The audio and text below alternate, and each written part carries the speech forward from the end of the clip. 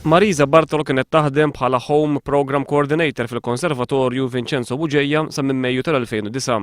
L-impjieg tagħha kien suġġett tal-perjodu ta' probation ta' sena. Jirriżulta li wara li għadha dan il-perjodu l-impjieg tagħha kien ikkonfermat. Madankollu eventwalment twaqqaf bord ta' inkjesta illi kien ikkonkludi li l-Konservatorju ma kienx sodisfatt bix-xogħol ta' Bartolo. Mis-sentenza ta' tribunal jirriżulta li Bartolo spjegat kif 5 jew 6 ġimgħat wara għamel kuntatt magħha Richard Manche, ċermen tal-bord ta' tmexxija tal-istess konservatorju, li jinforma li kienet qed tiġi sospiża fuq istruzzjonijiet tal-Ministru Dolores Cristina.